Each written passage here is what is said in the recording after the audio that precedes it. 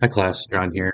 Uh, I have had a great time this term, and I'm excited to talk to you about my research project, which is on the originations of the Salem witch trials. So I did a lot of research on the Salem witch trials, which included reviewing a lot of primary sources, which I was relatively surprised that there were some primary sources remaining from the 1690s surrounding the Salem witch trials, but also reviewing a lot of nonfiction written works, both like books and articles surrounding the uh, Salem witch trials. First, Salem witch trials in America and American history have kind of been, I don't want to say like glamorized or kind of been this like mass media type of a topic.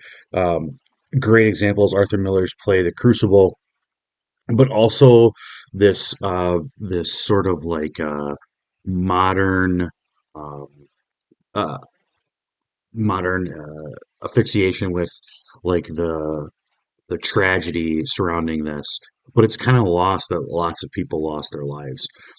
So there are some historical inaccuracies that have been portrayed, specifically from the Arthur Miller play, but also there's just been some liberties taken, and through word of mouth and through just the 300, 320 years since they occurred.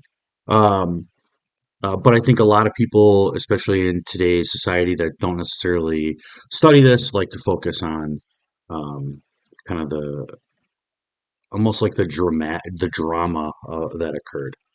So, a quick background: 16 in the 1690s, there were some accusations of witchcraft coming from this village in Salem, Massachusetts. This village is primarily Puritan.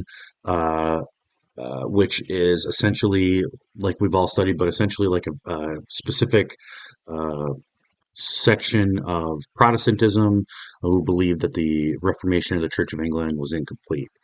Um, the one of the major contributing factors for like this perfect series of events that led to the Salem witch trials is the fact that this was a Puritan uh, village and a Puritan community. The Puritans kind of prided themselves on their relationship with God, their pious nature. They didn't really have care for kind of these like social or societal relationships. They more so cared about their relationships with God, which kind of lended itself to when these accusations came up. There was like this almost like outcry, public outcry that they felt like it was incredibly important that they address it.